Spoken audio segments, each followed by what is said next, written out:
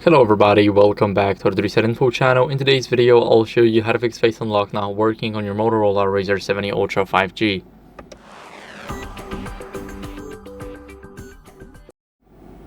So first, what you guys want to do is go over and clean the front camera lens with a microfiber cloth.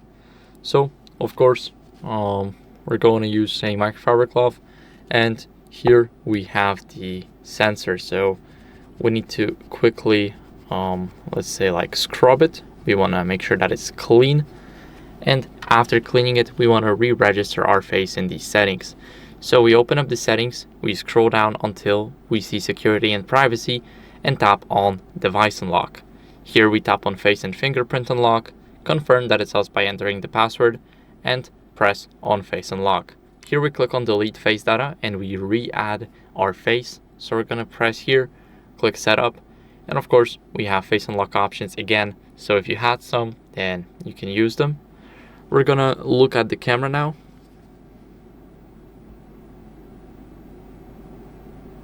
and as you guys can see, it said that the face unlock is active, so we have successfully set up our face.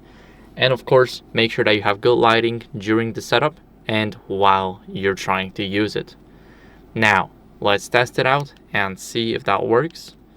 I am not using my fingers to unlock it. It says unlocked by face, so I wasn't using my fingers to use another form of unlocking my phone. And if it's not working for you, then simply scroll until you see system updates, and here make sure that you're on the latest version of the software. So here it will be the initializing process of the software update, and it will check automatically. So I'm on the latest version, but if you guys are not, then I recommend you updating. This is very important to keep up with the latest version. And that's it for the video. So I hope it was helpful. If it was, then leave a like, subscription, and a comment, and I'll see you in the next one. Bye.